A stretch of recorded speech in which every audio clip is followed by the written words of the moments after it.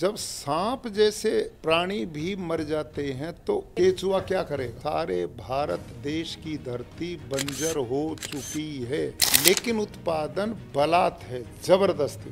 केवल urea, DAP, pesticide, जंतुनाशक, इस पे चल पड़े सारे के। जितने केचुए थे वो मार दिए, सूक्ष्म जीवाणु थे वो मर गए, मित्र कीट थे वो मर गए, जीव जंतुओं की प्रजातियां लुप्त हो गई, पानी चूसने की क्षमता थी वो बिल्कुल लुप्त हो गई। इसका परिणाम क्या है? अब बारिश होती तो बाढ़ आ जाती। भारत के इन दोनों अनाजों में 45% पोषक तत्व बचे ही नहीं।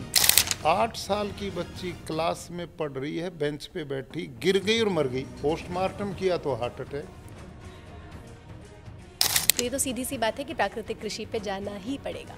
ये प्राकृतिक खेती है, ये ऑर्गेनिक फार्मिंग नहीं है, ये नेचुरल फार्मिंग। जी। माता भूमि ही पुत्रो हम पृथिव्याः। भूमि हमारी माता है और हम सब उसके बेटे और बेटियां हैं। नमस्ते, मैं श्वेता और आप देख रहे हैं ऋषि दृष्टि। आज हमारे साथ जो शख्सियत विद्यमान है उनका परिचय देना सूरज को दिया दिखाने जैसा है, जिनकी कर्मठता, ज्ञान और सादगी लाखों लोगों के लिए प्रेरणा है, जो एक शिक्षाविद और गुजरात और महाराष्ट्र जैसे दो बड़े बड़े राज्यों के राज्यपाल के रूप में कार्य कर रहे हैं, लेकिन फिर भी उनकी जड़ें ज़मीन से जुड़ी हैं। उनका जीवन हमें सिखाता है कि कैसे बड़ी जिम्मेदारियों के साथ भी अपनी पहचान और अपने मूल्यों को बनाए रखा जा सकता है।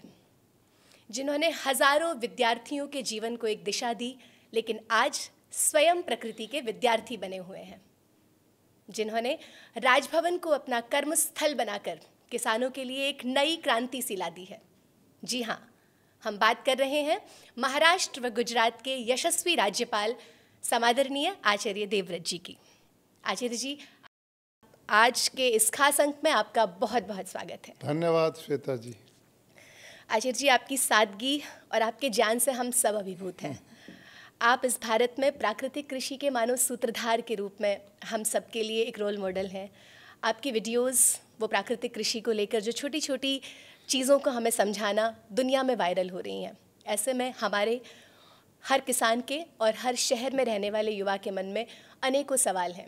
आज हम इसी विषय में आपसे बात करेंगे, लेकिन उससे पहले एक मेरा व्यक्तिगत सा और शायद मेरे जैसे बहुत सारे युवाओं का एक व्यक्तिगत सा सवाल है कि एक आचार्य से लेकर दो राज्यों के राज्यपाल के रूप में जो आपका ये लंबा अनूठा सा सफ़र रहा है, इसके पीछे वो क्या खास वजह है जो आपको ना रुकने देती है ना थकने देती है? आपकी ऊर्जा और उत्साह का राज क्या है? श्वेता जी, ये व्यक्ति का अपना अपना एक स्वभाव होता है जो मैंने अनुभव किया है, और यह कुछ सब चीज़ें बाल्यावस्था में माता पिता और एक वातावरण से मिलती हैं। जिस सामान्य किसान घर में मेरा जन्म हुआ, मेरी पूज्य माताजी, पिताजी, परिवारजन, स्वभाव से बहुत परिश्रमी परिवार रहा। हम सब खेती अपने हाथ से करते थे। अच्छा। और जो भी घरेलू काम हैं सब अपने हाथ से करने का एक स्वभाव था।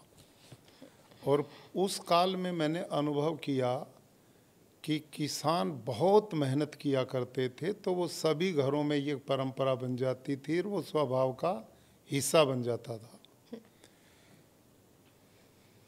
शिक्षा के बाद गुरुकुल कुरुक्षेत्र का उत्तरदायित्व 1981 जुलाई में मैंने संभाला था। बहुत लंबी याद। उस समय ये छोटा सा यहाँ पर गुरुकुल होता था जिसमें 50-60 बच्चे होते थे, और यहाँ सरकार का कोई अनुदान नहीं मिलता था, आर्थिक सहयोग नहीं था।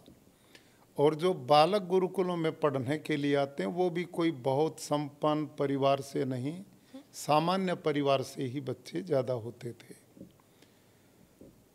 तो आर्थिक अभाव के कारण हमें कई समस्याओं से जूझना पड़ता था, लेकिन वो एक लंबा काल है जब मैंने बच्चों के लिए गेहूं चावल का दान गांव से लोगों से दान के रूप में मांगना और कुछ साधन संपन्न लोगों से दान जुटा करके भवन बनाना। अच्छा, आप स्वयं जाते थे? हाँ, मैं स्वयं जाता था और ये काम मैंने निरंतर 22 वर्ष तक किया और बच्चों की पढ़ाई के स्तर को भी धीरे धीरे उन्नत किया गया और उससे हमारी संख्या जो 50-60 थी वो धीरे धीरे बढ़ती चली गई।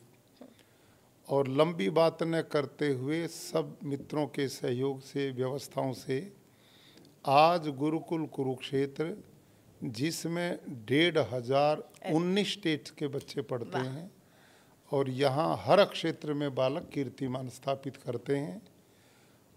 और इसी बीच में मैं भारत के राष्ट्रपति माननीय प्रधानमंत्री जी का विशेष रूप से आभार प्रकट करता हूँ कि उन्होंने मुझे राज्यपाल के रूप में एक ऐसा प्लेटफार्म दिया कि जहाँ मेरे शिक्षा का, बाल्यावस्था का और कार्य क्षेत्र में जो अनुभव प्राप्त हुए, चाहे वो कृषि के क्षेत्र में हो, चाहे वो शिक्षा के क्षेत्र में हो, चाहे सामाजिक कार्यकर्ता के रूप में हो, मेरे को जो ये अवसर मिला तो उसमें मैं राजभवन में जा कर के बैठा नहीं, रुके नहीं। निरंतर मैंने वो कार्य, जैसे माननीय प्रधानमंत्री जी ने देश में एक अभियान चला, स्वच्छता अभियान, तो उसमें मेरी बड़ी गहरी रुचि बनी।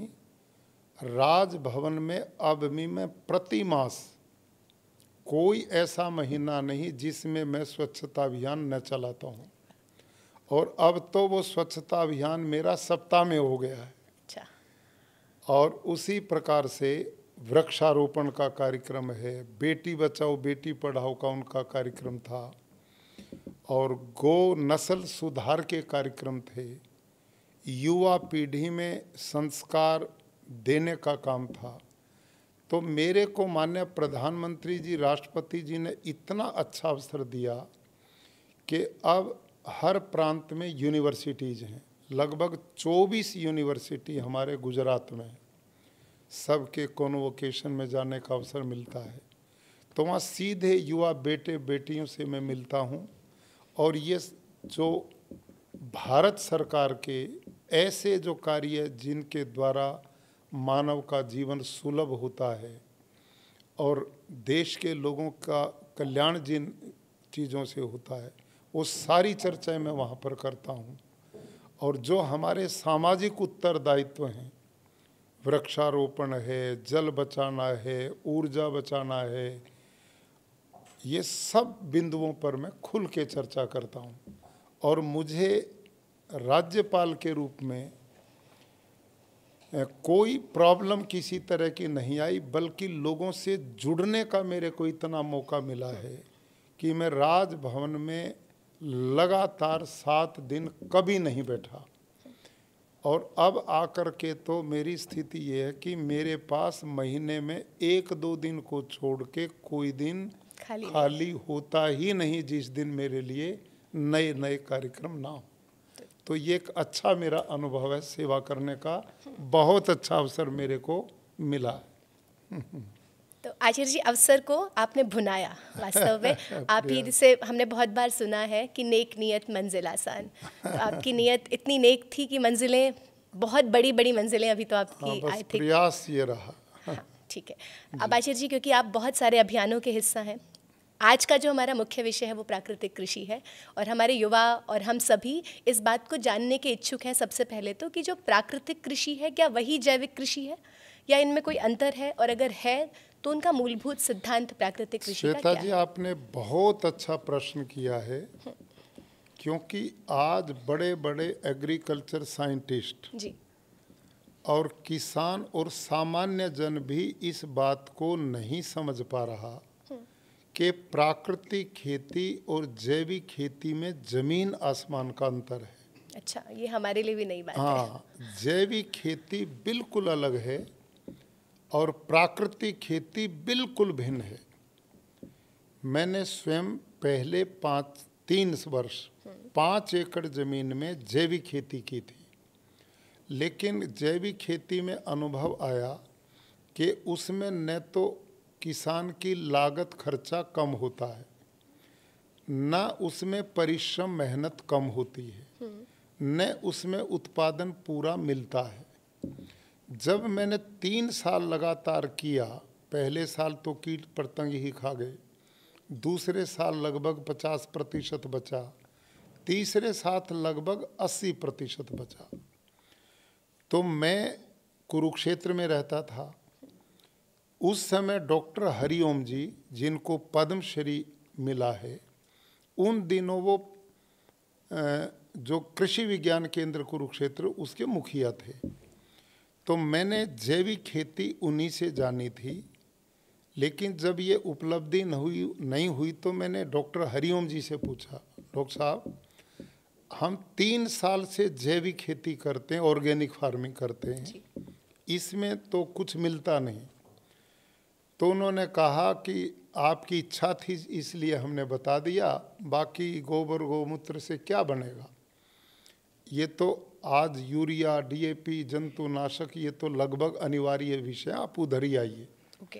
लेकिन मेरे साथ एक घटना ऐसी घटी थी, मेरे खेत का कर्मचारी था जो खेती वाला, वो दवाई छिड़कते हुए पेस्टिसाइड बेहोश हो गया था। हम इलाज ना कराते तो उसकी मृत्यु हो सकती थी। उसी दिन मैंने संकल्प लिया था मैं जहर वाली खेती नहीं करूँगा, तो मैं जैविक की ओर गया। लेकिन जैविक में उत्पादन नहीं मिला तो मेरी चिंता बढ़ गई, अब क्या करें, वापस आए, ये इसमें लाभ नहीं है। इसी बीच में मेरा प्राकृतिक खेती से परिचय हुआ। तो पहले मैं इसी बिंदु पर चर्चा करूंगा कि जैविक खेती क्या है जी। तो डॉक्टर हरिओम जी से मैंने पूछा कि इसमें उत्पादन क्यों नहीं मिलता जैविक खेती में। तो उन्होंने मुझे 2 छोटी पुस्तिकाएं दी। एक थी एग्रीकल्चर यूनिवर्सिटी हिसार के साइंटिस्ट की लिखी हुई, एक थी एग्रीकल्चर यूनिवर्सिटी लुधियाना के साइंटिस्ट की लिखी हुई। और उस पुस्तक में यही जानकारी थी कि जैविक खेती क्या है। उसमें लिखा था कि भारत देश के खाद्यान्न भंडार को पूरा करने के लिए, लोगों का पेट भरने के लिए 2 फसलें मुख्य रूप से योगदान करती, गेहूं और चावल। ठीक। और इन दोनों फसलों की यदि प्रति एकड़ भरपूर फसल लेनी है तो 1 एकड़ में 60 किलो नाइट्रोजन डालना पड़ेगा। ओके। तो यदि हम रासायनिक खेती करते हैं तो बाजार में जाओ, यूरिया का बैग लो और 2-2 महीने के अंतर से खेत में डाल के 60 किलो नाइट्रोजन पूरा कर दो तो उत्पादन भी पूरा और नाइट्रोजन भी पूरा। अब जैविक खेती में यदि 60 किलो नाइट्रोजन पूरा करना तो कैसे होगा। तो साइंटिस्ट ने बताया कि 1 टन गोबर की खाद में 2 किलो नाइट्रोजन है और हमें चाहिए 60 किलो जी। तो इसका मतलब उतना 300 क्विंटल गोबर की खाद पड़ेगी तो 60 किलो नाइट्रोजन पूरा, इतना गोबर चाहिए, इतना गोबर चाहिए। तो श्वेता जी अब विचार करिए, मैं किसान भाइयों से भी पूछता हूँ कि 300 क्विंटल गोबर के लिए कितना पशुधन चाहिए, कम से कम 30-40 पशु, सबके बस की बात अब नहीं। एकड़ 1 पशु 30-40 वो 30-40 पशु क्या 1 एकड़ में पल पाएंगे, और अपना परिवार किसान का अलग, विरोधाभास। ये है जैविक खेती, ऑर्गेनिक फार्मिंग। दूसरा, उसी में लिखा था कि यदि आप 300 क्विंटल गोबर की खाद नहीं डाल सकते तो 150 क्विंटल वर्मी कंपोस्ट से भी 60 किलो नाइट्रोजन पूरा हो जाएगा। अब वर्मी कंपोस्ट कैसे बनता है, उसमें ईंटों के कुछ पिट गड्ढे बनाए जाते हैं, उसमें गोबर डाला जाता है और उसमें केचुआ अर्थवर्म डाला जाता है। वो अर्थवर्म केचुआ भारत का नहीं होता, वो बाहर से लाया जाता है, एसिफिटिडा उसका नाम है। वो जो केचुआ है जो आयात किया जाता है वो मिट्टी नहीं खाता, वो केवल गोबर खाता है, और टेम्परेचर हाई होता तो मर जाता है और डाउन जाता तो भी मर जाता है। अच्छा, बैलेंस करना पड़ेगा।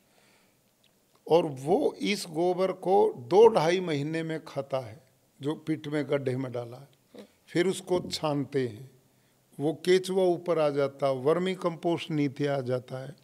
तो ये जो लंबी प्रक्रिया है, ये 2-2.5 महीने में परिश्रम करना पड़ता है, तब ये आता है। अब सीधा गोबर डालते हैं तो 300 क्विंटल, और ये डालते हैं वर्मी कंपोस्ट तो 150 क्विंटल में भी 60 किलो नाइट्रोजन। 2.5 महीने और 2.5 महीने लगभग लगेंगे। अब 300 क्विंटल गोबर के लिए 30 से 40 पशु चाहिए, तो 150 क्विंटल वर्मी कंपोस्ट के लिए कम से कम 15 चाहिए। तो 1 एकड़ में 15 पशु और परिवार किसान कैसे पालेगा? तो ये कतई अव्यावहारिक बात है।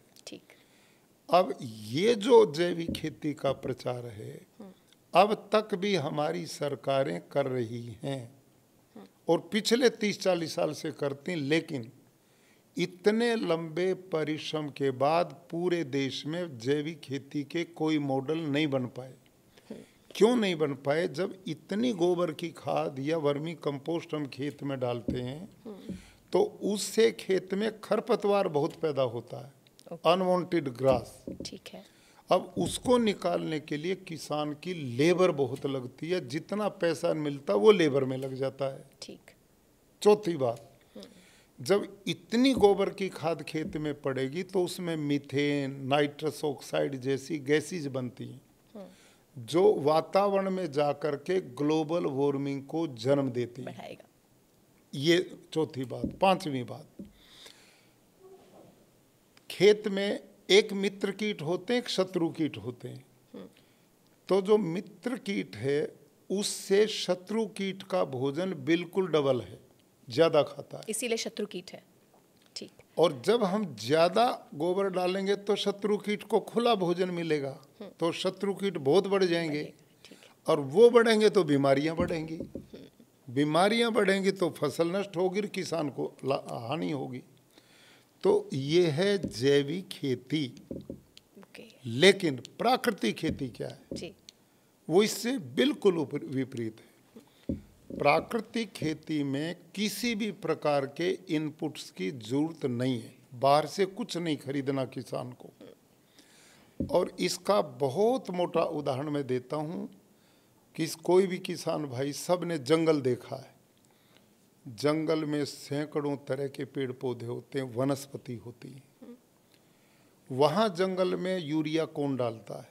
कोई नहीं डाल रहा। वहाँ डीएपी कौन डालता है? वहाँ जंतुनाशक दवाई कौन डालता है? वहाँ गोबर की खाद कौन डालता है? कोई नहीं है। वहाँ पानी कौन देने जाता? कोई भी नहीं देता। लेकिन जब भी समय आता है तो जंगल का पेड़ फलों से लद जाता है, हरा भरा है। और जंगल के किसी भी पेड़ के एक पत्ते को तोड़ो, प्रयोगशाला में ले जाओ, उस पे टेस्ट करो, उसमें phosphor, zinc, potash, magnesium, iron, copper, जो भी उसकी आवश्यकता वो भरपूर मात्रा में, सब कुछ पूर्ण है। और वो भी बिना किसी खाद के। हाँ, बिना किसी भी खाद के।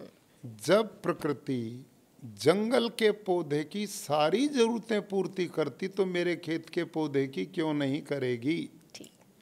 जो नियम जंगल में काम करे वही हमारे खेत में काम करे। इसका नाम प्राकृतिक खेती है, इसका नाम नेचुरल फार्मिंग है। ठीक। मोटा सीधा सा इस सिद्धांत इसका ये है।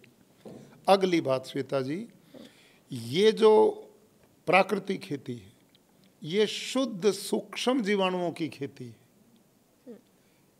सूक्ष्म जीवाणुओं की खेती है। इसमें बाहर से हमने केवल धरती से छेड़छाड़ कम करनी है, प्रकृति से कोई तोड़ मरोड़ नहीं करनी है, इसको अपने स्थिति में रहने दें। जंगल में कौन हल चलाता है, कौन पानी देता, कौन यूरिया, कुछ भी नहीं देता। वहाँ क्या होता है कि स्वतः ही पतझड़ आता है, पत्ते सारे धरती पर बिछ जाते हैं तो आच्छादन हो जाता है। ठीक है। और धरती में परमात्मा ने सैकड़ों तरह के सूक्ष्म जीवाणु दिए। ये केचुआ, अर्थवर्म दिया है, मित्र कीट दिए। इनका ये पत्ते भोजन है। वो इनको खाते हैं, बायोमास में बदल देते हैं और उनकी संख्या बढ़ती जाती है। और वो जितना बढ़ेंगे उतनी धरती की फर्टिलिटी, उत्पादन क्षमता बढ़ती ही जाएगी। तो प्राकृतिक खेती बिल्कुल प्रकृति से जोड़कर चलने का ही मूल सिद्धांत है। और सूक्ष्म जीवाणु की खेती, उनको जितना बढ़ाएंगे उतना ही धरती का ऑर्गेनिक कार्बन बढ़ता जाएगा। ऑर्गेनिक कार्बन बढ़ेगा तो उत्पादन भी बढ़ेगा ही बढ़ेगा। तो आचार्य जी, आपने अभी बोला कि सूक्ष्म जीवाणु जितना बढ़ेगा उतनी फर्टिलिटी बढ़ेगी, तो ये सूक्ष्म जीवाणु हर जगह की धरती का अपने आप से बढ़ेगा, मतलब या उसके लिए क्षेत्र विशेष की कोई? बहुत अच्छा, यह आपने बहुत उत्तम किसानों के लिए सवाल किया है। अब क्योंकि किसान भाई भारी मात्रा में यूरिया, डीएपी, जंतुनाशक खेतों में डालते हैं और ये इतनी जहरीली दवाइयां हैं जिसमें सांप तक मर जाते हैं। जी बिल्कुल। इस समय देश और दुनिया में सैकड़ों तरह की पक्षियों की प्रजातियां लुप्त हो गई, जीव जंतुओं की प्रजातियां लुप्त हो चुकी हैं इस रासायनिक खेती के कारण। अब जब सांप जैसे प्राणी भी मर जाते हैं तो केचुआ क्या करेगा? बिल्कुल। और केचुआ तो आंख से दिखाई देता है, लेकिन सूक्ष्म जीवाणु तो इतने सूक्ष्म हैं, वो सूक्ष्मदर्शी यंत्र से दिखाई देते हैं। वो सब मार दिए हैं और उसका परिणाम इस समय सारे भारत देश की धरती बंजर हो चुकी है। होगी नहीं, हो चुकी है रासायनिक खाद का प्रयोग करते करते। और उसका मैं प्रमाण दे सकता हूँ। अभी पूरे भारतवर्ष में जो खेती की धरती है उसका ऑर्गेनिक कार्बन 0.2, 0.3, 0.45 से नीचे है। और कृषि वैज्ञानिक बोलते हैं, साइंटिस्ट बोलते हैं, जिस धरती का ऑर्गेनिक कार्बन 0.5 से नीचे है वो बंजर होगी नहीं, हो चुकी है। अब किसान भाई मेरे से पूछ सकते हैं, जब धरती बंजर होगी तो ये उत्पादन कहाँ से हो रहा है? उत्पादन तो है, लेकिन उत्पादन बलात् है, जबरदस्ती है। डॉक्टर स्वामीनाथन ने 1960 के दशक में जब हरित क्रांति प्रारंभ की देश में, तो उन्होंने समय की मांग थी, बहुत अच्छा काम किया था, उसका कोई विरोध नहीं है। लेकिन उस समय श्वेता जी पूरे देश की धरती का ऑर्गेनिक कार्बन 2 से 2.5% था। इतनी उपजाऊ जमीन थी भारत की, जंगल की भूमि की तरह। और डॉक्टर स्वामीनाथन ने किसानों के लिए जो सिफारिशें जारी की थी वो 1 हेक्टेयर में 13 किलो नाइट्रोजन डालने की थी। ओनली 13 किलो 1 हेक्टेयर, जो अभी 60 किलो। 1 हेक्टेयर होता 2.5 एकड़ का। हाँ, ठीक है। और 2.5 एकड़ में 13 किलो नाइट्रोजन किसान उस समय डालता था और उत्पादन बहुत बढ़ता था। क्यों बढ़ता था? क्योंकि धरती का ऑर्गेनिक कार्बन बहुत ज़्यादा था। लेकिन हमारी इस व्यवस्था ने, हमारी यूनिवर्सिटीज, एग्रीकल्चर यूनिवर्सिटीज हैं, इस तरफ कोई ध्यान नहीं दिया। डॉक्टर स्वामीनाथन ने स्पष्ट कहा था कि इस रासायनिक खेती के साथ जो परंपरागत खेती आपकी चलती उसको छोड़ना नहीं है। अच्छा। उसमें गोबर की खाद, कचरा जो है उसको डालते रहना, तब ये सफल होगी। अच्छा, ये सपोर्ट बनेगी। सपोर्ट बनेगी। हाँ जी। लेकिन एक छोड़ दिया। हम इतने आलसी प्रमादी किसान बना, सब वो काम छोड़ के और केवल यूरिया, डीएपी, पेस्टिसाइड, जंतुनाशक इस पे चल पड़े सारे के सारे। और उसका परिणाम ये है कि जहाँ 13 किलो 2.5 एकड़ में यूरिया का विधान था, आज भारत का किसान हरियाणा, पंजाब में मैं देखता हूँ 1 एकड़ में 13 बैग डालता है। क्यों डालता है?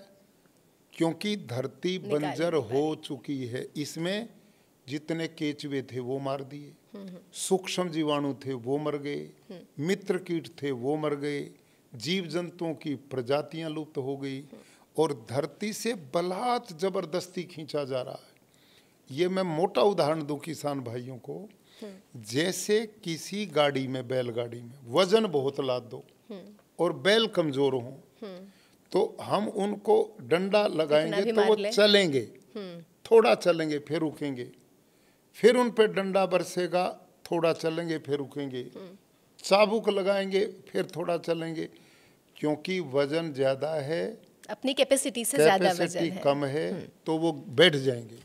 और चाबुक मारते रहे तो भी नहीं उठेंगे। आज वही स्थिति आज धरती माँ की हो चुकी है। हमने यूरिया, डीएपी, जंतुनाशक इतना डाल दिया कि अब साइंटिस्ट भी स्वीकार कर रहे हैं, इतना सब कुछ यूरिया डीएपी डाल के भी उत्पादन नहीं बढ़ रहा, अब रुक गया है।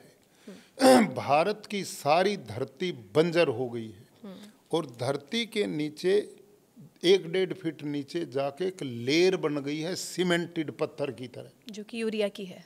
यूरिया डीएपी ने धरती के जो छिद्र थे, जो पानी चूसने की क्षमता थी, वो बिल्कुल लुप्त हो गई। इसका परिणाम क्या है? अब बारिश होती तो बाढ़ आ जाती, बारिश नहीं होती तो अकाल पड़ता है, क्योंकि पानी नहीं पा रही है वो। दूसरा, जो केचुआ छिद्र करता था वो मार दिया, सूक्ष्म जीवाणु जो जुताई करते वो मार दिए। ठीक है। तो अब सब कुछ कृत्रिम आर्टिफिशियल काम है। ठीक है। जबरदस्ती चल रहा है इसमें, इसी से कुछ उत्पाद बढ़ नहीं रहा है और सब कुछ खत्म होता जा रहा है, अपनी कैपेसिटी खत्म हो जी।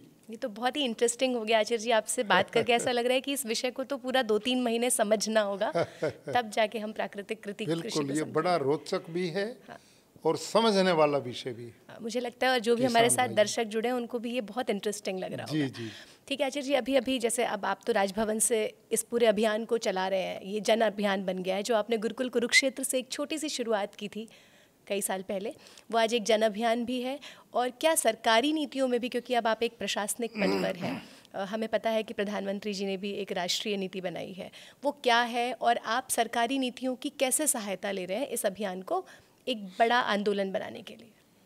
देखिए श्वेता जी, हम भारत के यशस्वी प्रधानमंत्री श्रीमान नरेंद्र मोदी जी के बहुत आभारी हैं, जहां वो देश के चहुमुखी विकास में रात और दिन लगे हुए अथाह परिश्रम करते हैं। उन्होंने किसान की भी बहुत बड़ी चिंता की और उन्होंने अनुभव किया कि धरती माँ के स्वास्थ्य को बचाना है, पर्यावरण को बचाना है, पानी की शुद्धता और पानी की मात्रा को हमने भरपूर रखना है और आने वाली पीढ़ियों को बीमारी से बचाना है। तो उन्होंने 2 काम किसान के लिए जबरदस्त किए हैं, जो आने वाले समय में अनुभव में आएंगे। एक तो उन्होंने प्राकृतिक खेती को राष्ट्रीय प्राकृतिक कृषि मिशन बना दिया है। इसके लिए 2481 करोड़ रुपया प्रधानमंत्री जी ने स्वीकृत कर दिया। देश में अब बहुत बड़े भूभाग में प्राकृतिक खेती चलेगी और ये पैसा 60% केंद्र सरकार देगी। ओके। और 40% प्रदेश सरकार देंगी। ठीक है। और इसके अंतर्गत हमने गुजरात में तो बहुत बढ़िया मॉडल बना दिया है। 3-3 गांव के क्लस्टर बना दिए हैं जी। और उनमें एक महिला गांव की कृषि सखी उसका नाम दिया है, जिसका अपनी खेती है, घर में देसी गाय है, अपना प्राकृतिक खेती का मॉडल है, उसको विधिवत प्राकृतिक खेती की ट्रेनिंग दी गई है। ओके, तो आप मतलब ट्रेनिंग दे रहे हैं? दे रहे हैं, पूरी व्यवस्था में ट्रेनिंग देते हैं। और ऐसी बहन को भारत सरकार और प्रदेश सरकार 6,000 रुपया महीना, अच्छा, 15 दिन उसने काम करना है, लोगों को ट्रेनिंग देनी है, अपनी बहनों को, गांव के लोगों को। और उसी गांव से एक पुरुष भी हमने लिया जी, जिसकी अपनी खेती है प्राकृतिक, अपनी गाय है, मॉडल है। तो ये दोनों मिलके 3 गांव को लगातार ये ट्रेनिंग देंगे। तो 2 ट्रेनर हर 3 गांव पे? हर 3 गांव पे 2 ट्रेनर। ठीक है। और पूरे गुजरात का एक गांव भी हमने नहीं छोड़ा, ऐसी ट्रेनिंग की व्यवस्था दी है। ठीक। और गुजरात सरकार ने एक बहुत बड़ा पहल की जी। कि जो किसान देसी गाय घर में रखेगा, प्राकृतिक खेती करेगा, उसके लिए 900 रुपया महीना जी गाय के रख रखाव के लिए भी सरकार देती है। ओके, जैसे बच्चियों को पढ़ाने का मिल रहा है, हाँ, ऐसे गुजरात सरकार बिल्कुल देसी गायों को बचाने का भी एक अभियान हो गया है बिल्कुल, ये। ताकि ठीक है। दूध गाय की अच्छी ब्रीड बने, बच्चे दूध पिए। ज़्यादा दूध होता तो किसान बेच के अपनी अतिरिक्त आय बना सकते हैं। और अब तो प्रधानमंत्री जी ने दूसरा जो काम किया मैं बताना चाहता हूँ, वो है एक सेक्स सॉर्टेड सीमन आया है। उसके जब गाय गर्भित होती है तो उससे बछड़ियां ही पैदा होती है, बछड़े नहीं होंगे। अच्छा, वो खिलाने से? हाँ, वो गाय गर्भित जब होगी तो उससे क्या होगा कि आजकल बैल की जरूरत नहीं, कोई बैल नहीं चलाता। सड़कों पे बछड़े एक्सीडेंट करते हैं, लोगों के खेत खाते घूमते हैं, घूम फिर कर जो बेचारे। उत्तर प्रदेश में एक बड़ी समस्या हाँ, के रूप में सारे बैल देश फैला में समस्या है। तो प्रधानमंत्री जी के इसके लिए भी हम आभारी कि उन्होंने एक ऐसी टेक्नोलॉजी भारत में विकसित करा दी है। अब वो सेक्स सॉर्टेड सीमन जो अच्छे सांड होते हैं, क्वालिटी के, अच्छी दुधारू माँ के, उनसे वो बनेगा और उससे गाय गर्भित होगी तो आगे बछड़ी बहुत उन्नत नस्ल की होगी। ठीक है।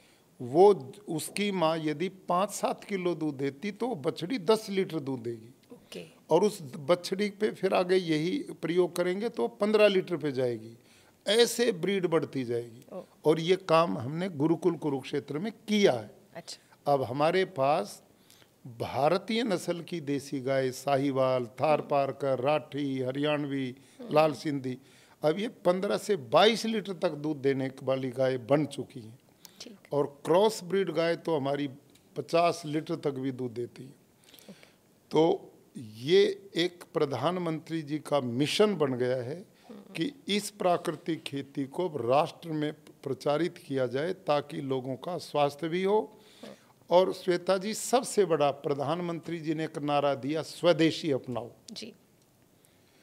अब भारत में 2-2.5 लाख करोड़ रुपए का यूरिया, डीएपी विदेशों से आयात करना पड़ता है।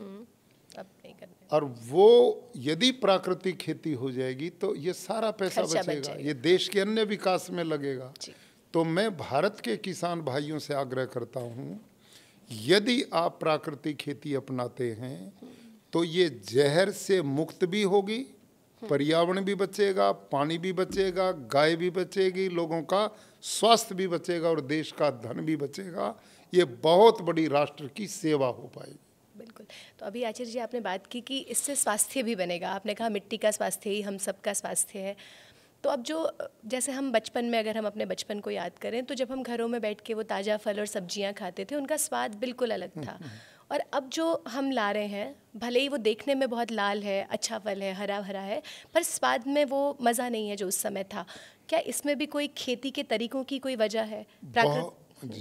बहुत अच्छा सवाल आपने किया। बिल्कुल यही कारण है जी। धरती माँ है गंधवती पृथ्वी। इसमें एक हम देखते थे कि खेत जोत कर छोड़े हुए हैं। जब पहली वर्षा होती थी तो धरती से खुशबू उठती थी, बिल्कुल खुशबू आती थी, अब नहीं आती है। मेरे को अपना बचपन याद है बहुत अच्छी तरह। बाजरे की रोटी खाते थे, उसका अपना सुगंध और टेस्ट आता था। बाजरे की खिचड़ी घर में बनती थी, पड़ोसियों को भी पता लगता था, खुशबू इतनी दूर जाती बाजरा है घर में। चावल बनता था, उसकी खुशबू आती थी। आलू गोभी बनता था, उसका पड़ोसियों को पता लगता था। हमारे हर अनाज में बहुत मधुर और स्वादिष्ट टेस्ट होता था। अब वो किसी में भी नहीं। उसके दो कारण हैं। एक तो हाईब्रिड बीजों का आना, विदेशी कंपनियों ने हाईब्रिड ज़्यादा उत्पादन के लिए बनाए, उसमें ज़्यादा यूरिया डीएपी लगता है, ज़्यादा पेस्टिसाइड लगती है, ज़्यादा पानी की खपत होती है। और हाईब्रिड को किसान एक बार बीज सकता, दोबारा वो बीज बनता ही नहीं। ओके। पहले हमारे किसान आपस में बीजों का आदान प्रदान करते थे और वही बीज वर्षों से बोया जाता था, तो किसान का धन नहीं खर्च होता था। अब ये कंपनियां खूब महंगा बीज बेचती हैं और दोबारा वो बोया ही नहीं जा सकता। ये बहुत बड़ा खतरा है और हमारे जो परंपरागत बीज थे, हर किस्म के बीज थे। हमारे देश में धान के ही 400-500 बीज थे, गेहूं के 250-300 बीज थे, ऐसे हर चीज के अलग अलग बीज थे। अब इनके कारण वो लुप्त हो गए। एक तो टेस्ट उन देसी बीजों का था, दूसरा धरती को जो यूरिया DAP ने जहरीला बना दिया, उसमें कोई पोषक तत्व ही नहीं बचे हैं। इसका परिणाम है कि स्वाद भी खत्म हो गया।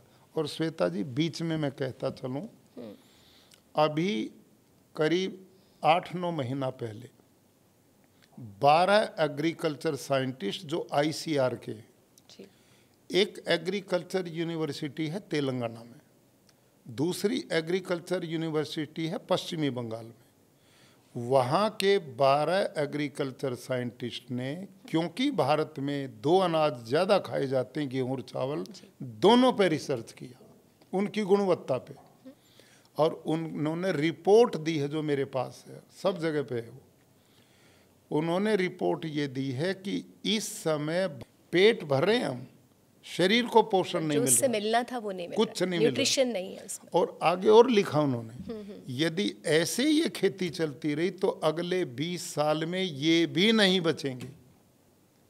लोग मोटे तो हो गए, अंदर से खोखले, पोषण मिल ही ना रहा शरीरों को, और उससे जब पोषण नहीं मिलेगा तो तरह तरह की बीमारियां आएंगी, अस्पताल भरे पड़े हैं, और इतनी जंतुनाशक दवाइयाँ आज खेतों में डाली जा रही हैं, इतना यूरिया DAP है। हम साग भाजी खाते हैं, फल खाते हैं, पशुओं के दूध में भी आ गया। ये सब स्लो पॉइजन आदमी के अंदर जा रहा है, हर किसी के अंदर। उसका परिणाम हम सब किसान बंधु भी जानते हैं, सब बड़े बुजुर्ग जानते हैं। जब यूरिया DAP नहीं था, उससे पहले कोई कैंसर नाम की बीमारी को नहीं जानता था। हम लोगों के बचपन में भी हमने नहीं सुना। हार्ट अटैक क्या होता है इसको कोई नहीं जानता था, शुगर डायबिटीज क्या इसको कोई नहीं जानता था, पेनक्रियाज फेल हो गई कोई पता ही नहीं था, किडनी फेल हो गई कोई नहीं जानता था। और मजे की बात श्वेता जी, घुटने से आजकल काम लेते नहीं, घुटने सबके खराब हो रहे हैं। बिल्कुल। पहले एक किसान हल चलाता था, 1 एकड़ की जुताई में लगभग 25 से 30 किलोमीटर की यात्रा करता था प्रतिदिन। वही मॉर्निंग वॉक था, वही इवनिंग वॉक था। और उनके घुटने कभी नहीं खराब हुए। आज बिना काम के घुटने खराब क्यों?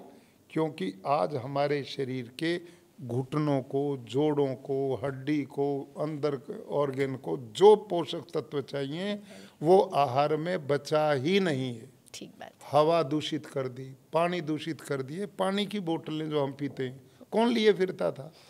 30 साल पहले कोई जानता ही नहीं था बोतल में पानी, जहां मर्जी वहां पानी पियो।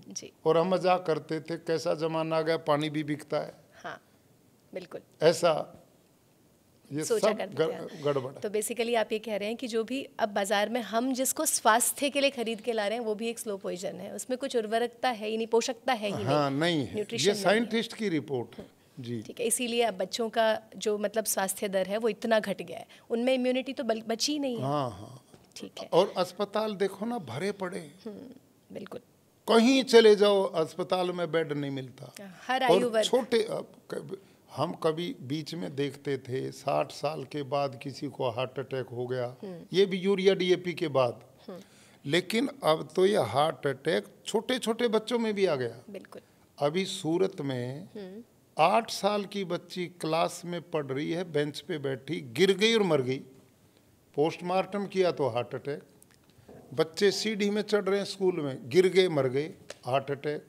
बच्चे ग्राउंड में खेल रहे हैं, गिर गए मर गए, हार्ट अटैक। इस समय हार्ट अटैक 22-20 साल से 40 साल तक के इतनी स्पीड से बढ़ा है। और एक और आश्चर्य श्वेता जी, अब तक जो हार्ट अटैक होते थे, कहते थे भाई पहला अटैक आया है, चेतावनी है, फिर दूसरा आया, गंभीर हो जाओ, और तीसरे में नंबर पड़ता था जाने का। बिल्कुल बिल्कुल। अब जो हार्ट अटैक हो रहा है उसमें डॉक्टर पे जाने की जरूरत ही नहीं पड़ती, तुरंत ऑन द स्पॉट। तो ये सब बिना कारण के कार्य दुनिया में है ही नहीं। ठीक है। हमारे यहाँ तो पढ़ा जाता है कारणा भाव कार्य भाव, न तो कारणा भावत कार्य भाव। बिल्कुल बिल्कुल। बिना कारण के कार्य नहीं। कोई आदमी ये कहे शाम को ठीक था सवेरे मर गया, ऐसा नहीं है। ये रोग अंदर पले हुए हैं स्लो पॉइजन के द्वारा। तो जो खान पान आज हमारा है, यूरिया, पेस्टिसाइड, डीएपी, इंसेक्टिसाइड, ये सब स्लो पॉइजन दूध में, पानी में, अनाज में, फलों में, सब्जियों में सबसे जा रहा है। ठीक है। तो इसलिए प्राकृतिक खेती की ओर बढ़ना ही पड़ेगा।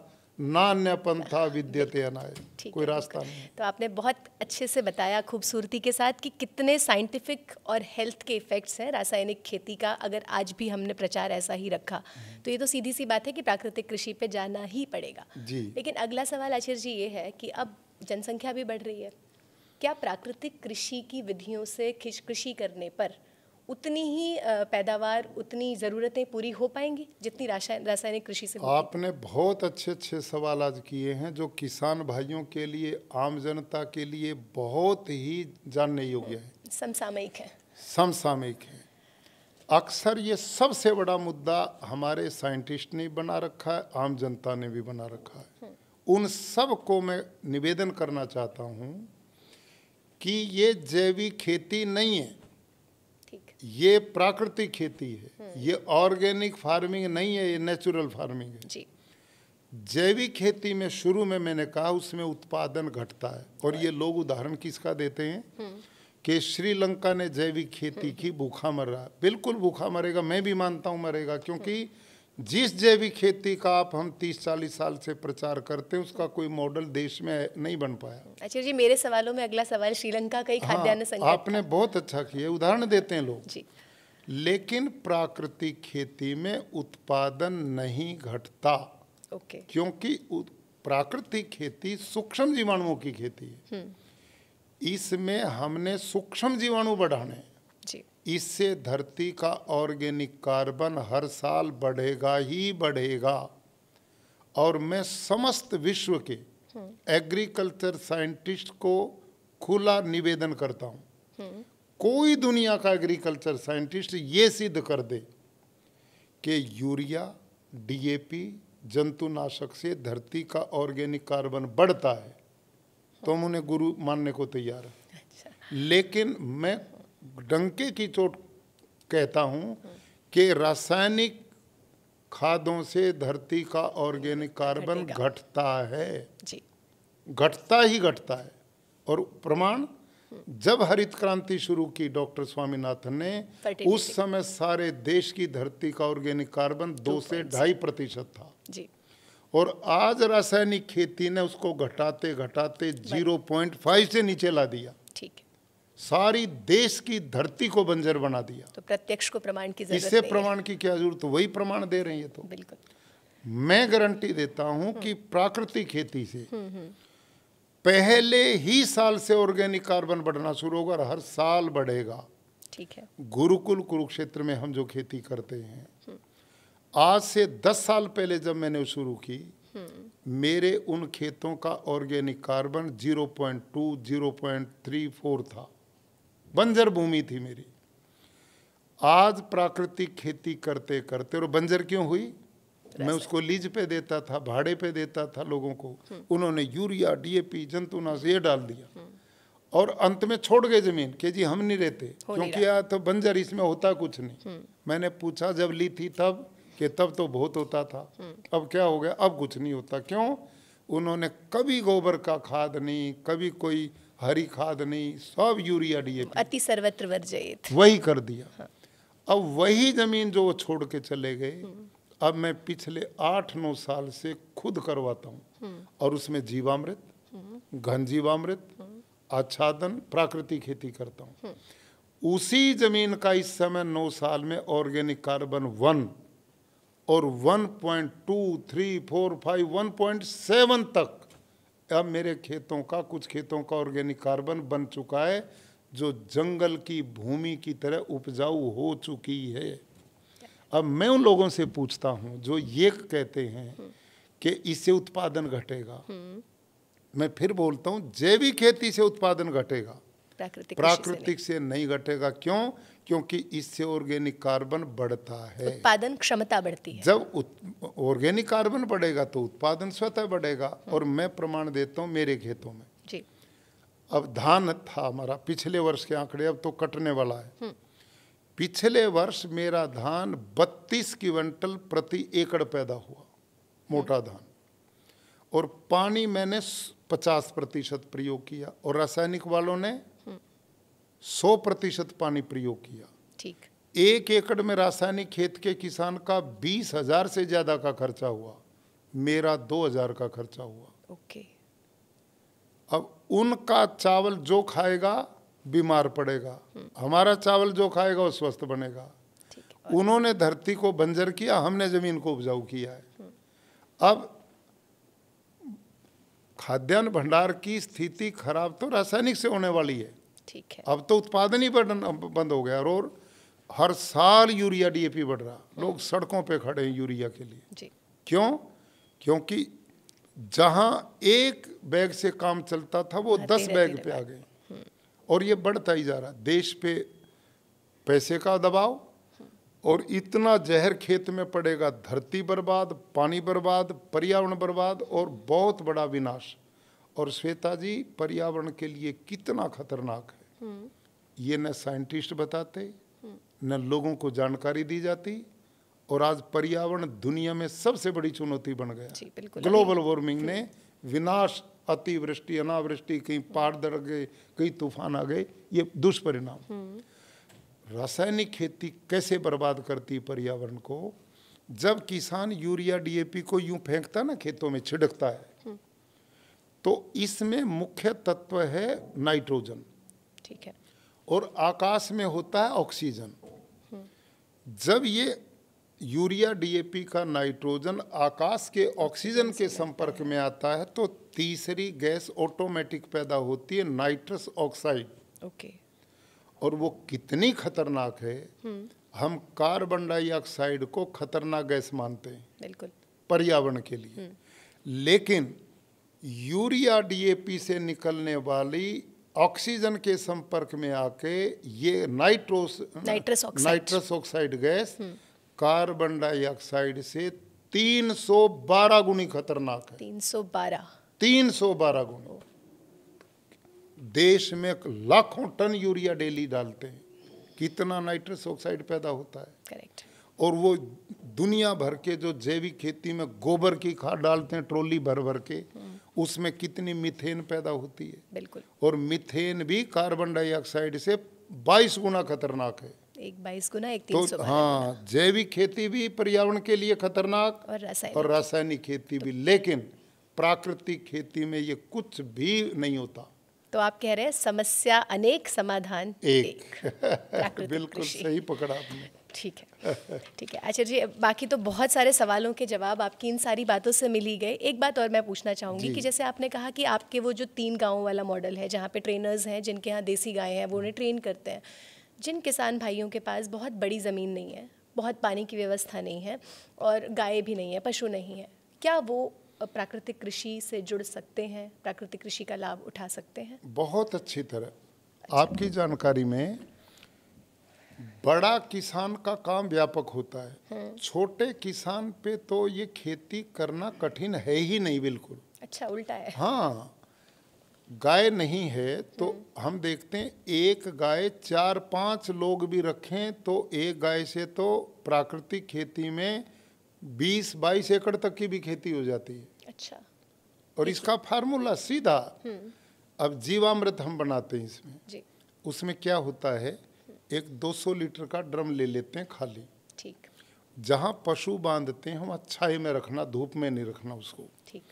लगभग उसमें 170-80 लीटर पानी भर दो। ये जो देसी गाय हैं जितनी भी भारत की, जैसे साहिवाल, थारपारकर, राठी, गिर, हरियाणवी, ये स्वस्थ गाय 24 घंटा में लगभग 8 से 10 किलो गोबर देती है, 8 से 10 किलो गोमूत्र देती है। ठीक है। तो ऊपर नीचे हो जाए कोई खतरा नहीं है। ये उस ड्रम में डाल दो और उस ड्रम में 1-1.5 से 2 किलो गुड़, पुराना हो कैसा भी हो, वो, और 1.5 से 2 किलो किसी भी दाल का बेसन, किसी भी दाल का बेसन। ओके। इन दोनों को किसी तसले में पानी में घोल के आपस में और इस ड्रम में छोड़ दो। ठीक। और किसी बड़े पेड़ के नीचे की ½ किलो मिट्टी। अब बड़े पेड़ के नीचे क्यों, खेत की क्यों नहीं डालनी मिट्टी, सवाल कर सकते हैं। बिल्कुल बिल्कुल। खेत की इसलिए नहीं डालनी क्योंकि खेत में इतना जहर डाल दिया, उसमें जीवाणु बचे ही नहीं है। ठीक है। और वो तो मिट्टी बंजर है, और पेड़ की जड़ों ने उसको संभाल के रखा, संभाल के भी रखा, और पेड़ के नीचे किसी ने यूरिया DAP डाला नहीं आज तक। तो वहाँ सूक्ष्म जीवाणु का भंडार है, इसलिए वो डालनी। ओके। अब ये भी बहुत बढ़िया विज्ञान है। इसका विज्ञान क्या है कि अब क्या करना है, सब चीज डाल दी तो लकड़ी का एक डंडा लेके घड़ी की सुई की तरह 5 मिनट वीडियो में देखा।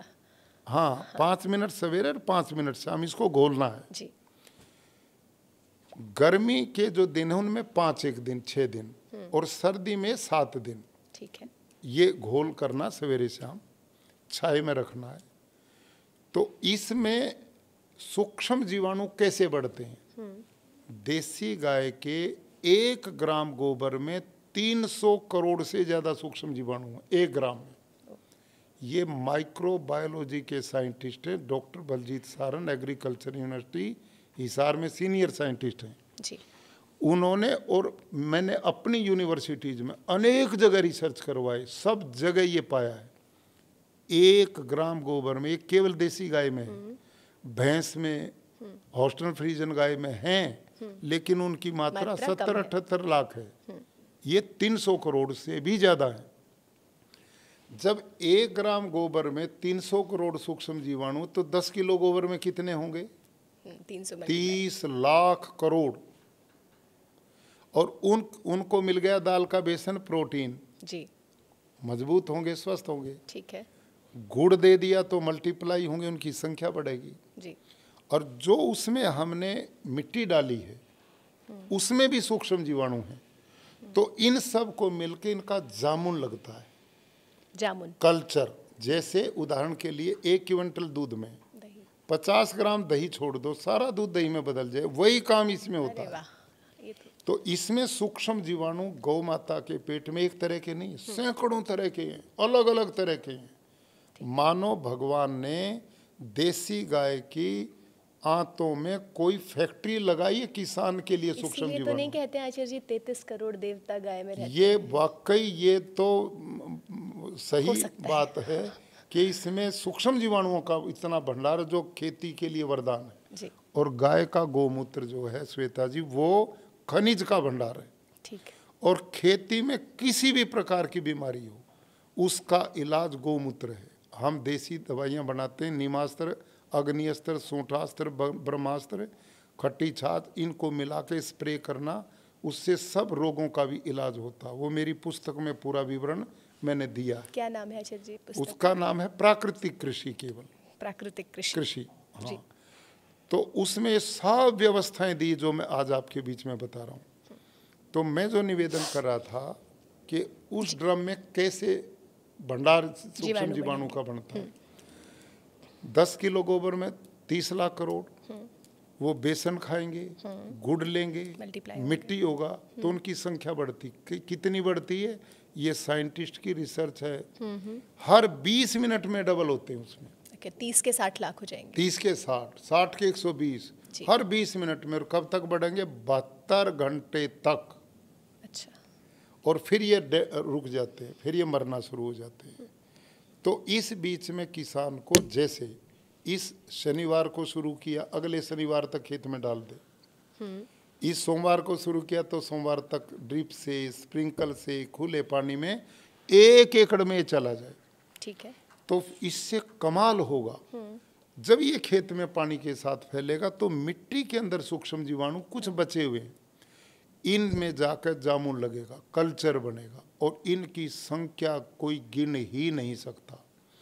और इनमें जो सूक्ष्म जीवाणु वो सैकड़ों प्रकार के हैं। जो लोग कहते हैं ना, आप नाइट्रोजन कहाँ से पूरा करोगे प्राकृतिक में, वो भाई ध्यान से सुने, 0 बजट के। मैं कैसे कहता हूँ, इन सूक्ष्म जीवाणुओं में ऐसे भी सूक्ष्म जीवाणु हैं जी। ये जो आकाश है ना, इसमें 78.5% नाइट्रोजन हर समय रहता है। ओके। और ऐसे सूक्ष्म जीवाणु हैं गौ माता के पेट से जो जीवामृत घन जीवामृत में आते हैं, वो आकाश से इस नाइट्रोजन को खींचते हैं। ठीक है। उसका भोजन बना के पौधे की जड़ को देते हैं। तो ऑटोमेटिकली वो नाइट्रोजन जमीन को देते हैं। हाँ। दूसरा, जब बादल आकाश में गरजता बिजली कड़कती है, एक कड़क में हजारों टन यूरिया आकाश में पैदा होता है। ओके। और बारिश जब बरसती तो वो नाइट्रोजन बारिश के द्वारा जमीन में आता है। इसलिए किसान भाई अनुभव करते हैं, बारिश होते ही पौधों का फसल हरी हो जाती है, हरी भरी हो जाती है, बिल्कुल। क्योंकि वो नाइट्रोजन भारी मात्रा में मिलता है। ठीक है। फिर नाइट्रोजन कहाँ से मिलेगा? जब ये जीवाणु सूक्ष्म जीवाणु होंगे तो गोबर की वो गंध, गोमूत्र की गंध, जो धरती में यूरिया डीएपी से डरता हुआ समाधि लिए बैठा ना केचुआ, अर्थवर्म, उसको पता लग गया तेरा भोजन आ गया। अच्छा। वो धरती फोड़ के ऊपर आएगा। तो नाइट्रोजन भी उसका भोजन है। मैं बताता हूँ, उसमें जो ये कल्चर बना है वो गोबर का और ये खरपतवार, ये जितना भी खेत का अवशेष है, ये उसका भोजन है। सूक्ष्म जीवाणुओं का भी ये भोजन है। ये ऊपर आएगा और अपना परिवार बढ़ाना शुरू करेगा। एक केचुआ अपनी जिंदगी में 40 से 50 हजार बच्चों को जन्म देता है। एक केचुआ इतने अंडे देता वो। और वो काम कैसे करता है? ये देखो, यूं जमीन में जाता, दूसरे से आता, इससे जाता, इससे आता, जिस छेद से जाता उससे नहीं वापस छिद्र आता। करता है। और जब ये छिद्र बनाता है ना, तो शरीर से पसीना छोड़ता है, जिसको वर्मी वॉश बोलते हैं। वो छिद्र की लिपाई करते हुए जाता है और लगभग 10 फीट तक वो छिद्र यूं भी बनाता है और यूं भी करता है। पहला काम, जो धरती में पत्थर की लेयर बनी वो इसकी कमी से बनी है। ठीक है। तो क्योंकि वो इसको हल्का खुरदरा नहीं इसको कर पाया, तोड़ता था वो छिद्र। और वो जो बंद नहीं होता ना छिद्र, उसमें 10 फीट तक ऑक्सीजन जमीन में जाती है। उससे धरती की फर्टिलिटी बढ़ती है, उपजाऊ क्षमता बढ़ती है। ठीक है।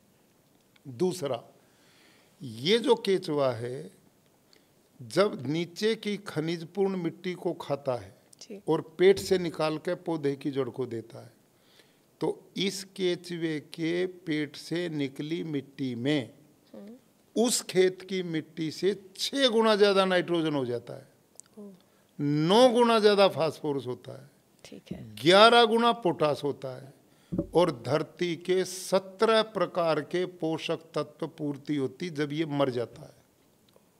धरती को कोई जरूरत नहीं रहती, सब कुछ इसका शरीर जो है प्रोटीन का भंडार है, ऑर्गेनिक कार्बन का भंडार है। तो जो हम जैविक और रासायनिक कृषि के थ्रू दे रहे थे वो सब ये अपने आप क्रिएट कर देता है। ये नेचुरल है, वो कृत्रिम है, वो जहर है, ये अमृत है।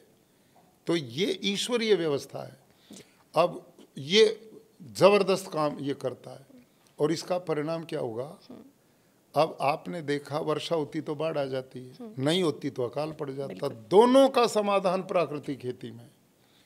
आप हमारे खेतों में देखें, एक एक खेत में 18-20 लाख केचुआ काम करता है 1 एकड़ में, और वो यूं छिद्र करता है। सारी धरती की जुताई वो करता है, अपने आप कर देते हैं। कितनी वर्षा हमारे खेत में हो जाओ, 24 घंटे में सारा पानी जमीन में चला जाता है, क्योंकि उन्हें छिद्र बना रखे हैं। जलती मुलायम सोख लेती, और इससे ग्राउंड वाटर बढ़ता है। ठीक है। आज जो दुनिया में सबसे बड़ी चुनौती है, आगे लोग कहते हैं जानकार, कि अगली लड़ाई पानी की होगी।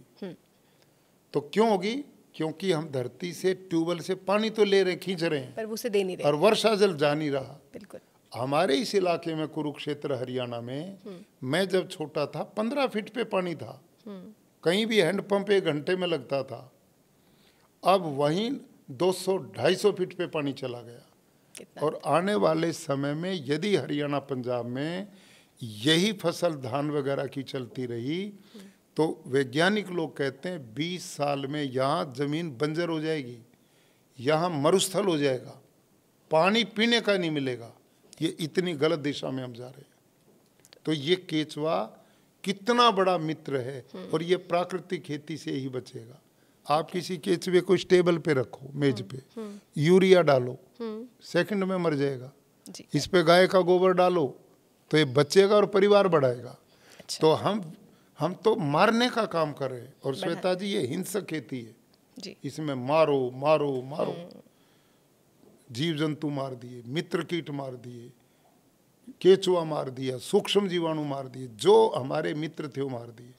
एक अंत में मैं बहुत महत्वपूर्ण बात किसान भाइयों को चाहूंगा जो उनकी बड़ी समझ में आई। देखिए, भगवान की रचना पूर्ण है जी। ये जो धरती माँ है ना, इसमें वो सारा भोजन विद्यमान है जो पौधे को चाहिए। ठीक है। बाहर से नहीं डालना। इस धरती में, मिट्टी में phosphorus, zinc, potash, magnesium, iron, copper आदि सब कुछ है, लेकिन वो जड़वत है। ठीक है। वो अपने आप पौधे का भोजन नहीं बनता, अपने आप नहीं बनता। कैसे? हमारे सबके घर में किचन है, रसोई है जी। रसोई में भोजन बनाने का सारा सामान है, सब कुछ है। उसमें आटा है, दाल है, चावल है, नमक है, मसाले हैं, चीनी है, गैस है, सब कुछ है।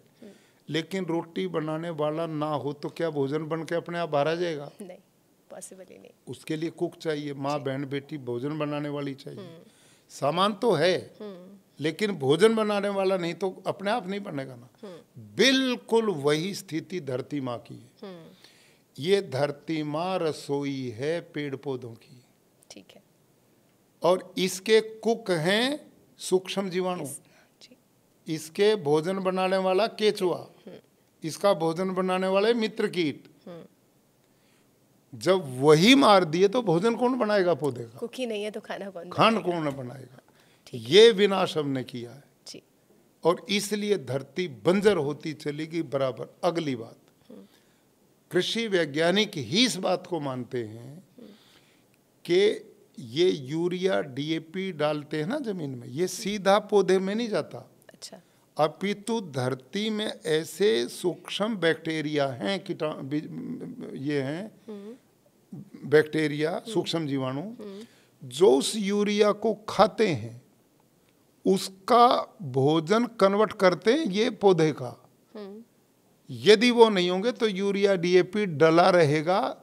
अच्छा, सूक्ष्म जीवाणु नहीं होंगे, वो पड़ा जैसे रहेगा। फर्श है ना, ऐसे चमकेगी धरती अगले 50 साल में यदि यही खेती रही तो। ठीक है।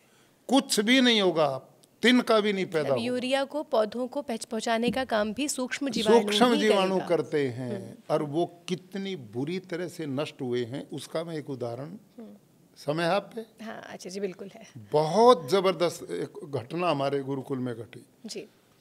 एक बार ये डॉक्टर हरिओम जी जो पद्मश्री हैं जी, अब तो इन्होंने प्राकृतिक कृषि को इतना डीपली समझा, उन्होंने बुक भी लिखी, हमारे यहाँ ट्रेनिंग भी देते हैं, कृषि भी करते हैं। पहले सब कुछ रासायनिक करते थे, पढ़ाई वो की थी। तो जब इन्होंने मेरे खेत में गुरुकुल में देखा ये यूरिया नहीं डालते, डीएपी नहीं डालते, जंतुनाशक नहीं डालते, उत्पादन इतना कैसे लेते हैं? हो ही नहीं सकता, क्योंकि जैविक खेती का प्रचार था, वो भी नहीं हम करते। एक दिन इन्होंने क्या किया, अपने कुछ साइंटिस्ट मित्र एग्रीकल्चर यूनिवर्सिटी हिसार से लेके आए। ठीक। और इन्होंने जिला कुरुक्षेत्र की 5 तहसीलों में से अलग अलग प्रोग्रेसिव किसान की मिट्टी इकट्ठी की, खेत की 5 किसान की जी।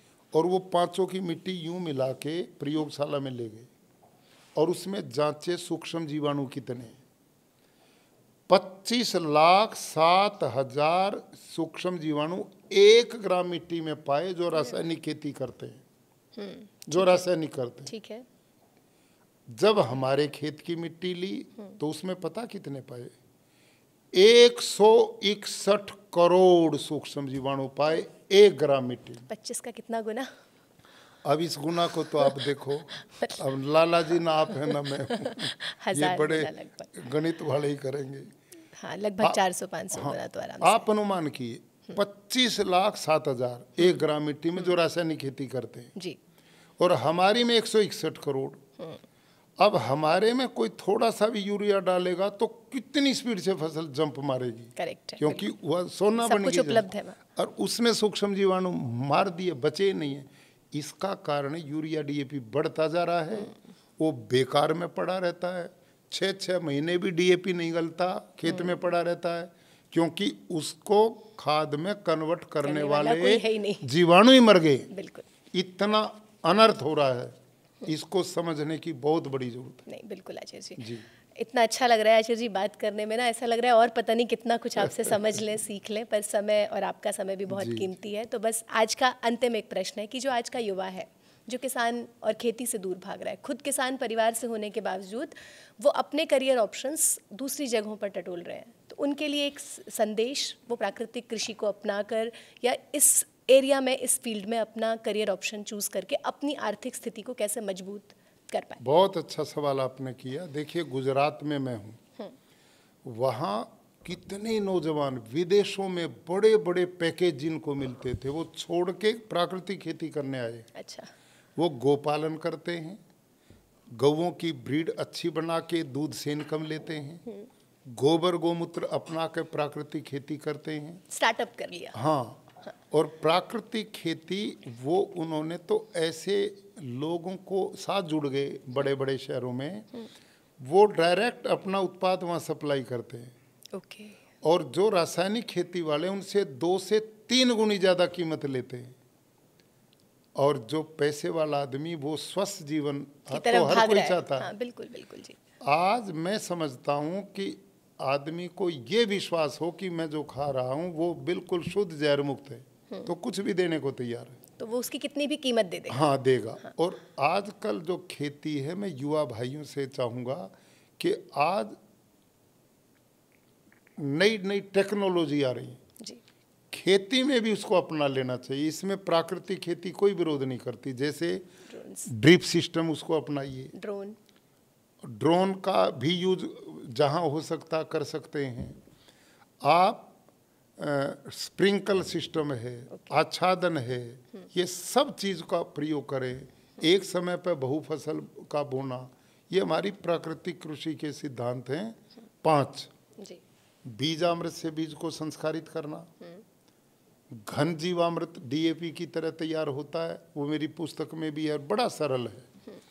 आप गोबर की जो खाद बच जाती है उसका एक बेड बना लो 1.5 फीट का और 5-7 फीट चौड़ा छाए में, और लकड़ी का एक 6 इंच का डंडा लो, जिग जैग उसमें छेद कर दो, और जो जीवामृत मैंने विधि अभी बताई उससे उस छेदर को भर दो, 10 दिन छोड़ दो, फिर कसी फावला से उसको दोबारा मिला लो, फिर वो छेद वैसे ही अलग अलग करो, फिर उसको पानी उससे जीवामृत से भरो। अगले 10-12 दिन में वो चाय की पत्ती की तरह खिल उठेगा, उसमें असंख्य जीवाणु बनेंगे और वो 6 महीने भी खराब नहीं होता। छाए में रख दो, कभी कभी पानी छोड़ दो। जब जुताई हम करते हैं उसके बाद, मतलब जुताई के बाद जब बीज बोते हैं उसको डीएपी की तरह खेत में डालो। और किसान भाइयों से मैं इसलिए विशेष निवेदन करूंगा क्योंकि उनकी धरती बंजर हो चुकी है, उसमें जीवाणु बचे नहीं, उसमें केचुआ बचा नहीं, वो दोबारा हमने जिंदा करने, तो यही तरीका है। पहली बार कम से कम 1.5-2 टन 1 एकड़ में घन जीवामृत डालो पहली बार। अगली बार उसे आधा डाल दो, 1 टन से चलेगा। फिर इसको 2-4 क्विंटल डाल दो। तो कितने समय के अंतराल पे आ जाए? ये 3-4 साल के बाद 2 क्विंटल में काम चलेगा। अच्छा, एक फसल में। ठीक है।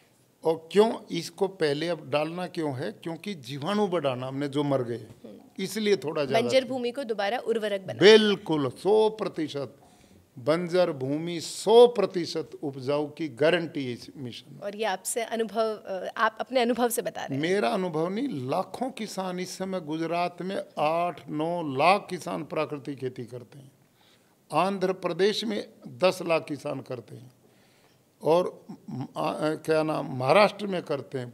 अब तो पूरे देश में वातावरण बन गया है। और अब क्योंकि प्रधानमंत्री जी ने इसको प्राकृतिक कृषि मिशन बना दिया, अब ये राष्ट्र में पूरे में चलेगा। और मेरे पास ऐसे ऐसे किसान हैं गुजरात में जो प्राकृतिक खेती में एक एक एकड़ से 7-8 लाख रुपया कमाते हैं। अरे वाह। एक एकड़ से।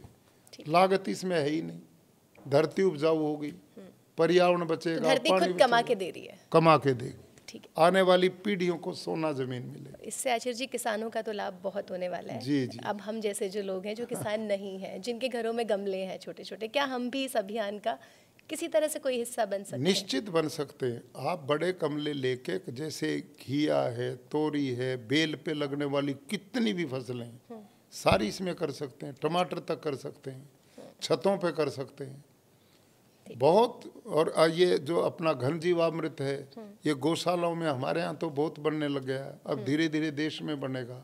इसका प्रयोग करके बहुत अच्छा किया। गौशालाओं से जुड़े, अपने गमलों तक भी इसको लेके आए, और किसानों को तो इससे सोना भूमि मिलने वाली है। और जब किसान करेंगे तो बाजार में भी वही आएगा। अब रासायनिक करते हैं तो बाजार में भी डिमांड बढ़ेगी तो आएगा ही। बिल्कुल। और मैंने एक नारा और दिया जी। अक्सर लोगों ने फैमिली डॉक्टर ढूंढे हुए, हाँ जी, और बड़े गर्व से कहते हैं हमारा फैमिली डॉक्टर है। मैं किसान को कहता हूं, अब आप फैमिली डॉक्टर नहीं, फैमिली प्राकृतिक कृषि किसान ढूंढो। अच्छा, जो आपको सजेस्ट कर सके, हाँ, गाइड कर जो सके। जिस घर में प्राकृतिक किसान की एंट्री हो जाएगी स्वास्थ्य। वहाँ अपने आप स्वास्थ्य बचेगा, लोगों का दवाई का खर्चा बचेगा, और समय बचेगा, और जीवन स्वस्थ होगा। ठीक है, बहुत बहुत धन्यवाद आचार्य जी। बहुत ही मज़ा आ रहा है आज की बातों को, लग रहा है ख़त्म ही ना होने दें, पर समय की अपनी सीमा है। लेकिन आज की इन सब बातों से एक बात जो बहुत क्लियरली समझ आ गई वो ये है कि प्राकृतिक कृषि केवल किसानों का नहीं, हम सबके जीवन का एकमात्र समाधान है। नहीं तो आने वाले समय में हम भी किन स्वास्थ्य समस्याओं से और किन परेशानियों से जूझेंगे, इसका अंदाज़ा अभी हमें नहीं है।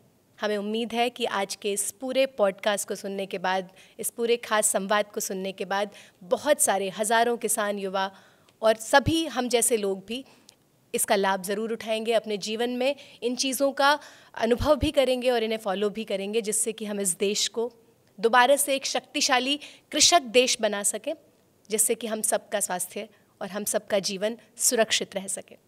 इसी के साथ आज की इस बातचीत को अंत करेंगे। एक बार पुनः आचार्य जी आपका बहुत बहुत धन्यवाद। धन्यवाद श्वेता जी, बहुत अच्छे सवाल आपने किए, बहुत अच्छा लगा। धन्यवाद आचार्य जी। अग्रिम अंक में फिर मिलेंगे किसी नए विषय के साथ, और मुझे उम्मीद है आचार्य जी पुनः हमें बार बार अपना मार्गदर्शन देने जरूर आएंगे। जरूर। इसी के साथ आज के इस अंक को समाप्त करेंगे। मुझे इजाज़त दीजिए। धन्यवाद।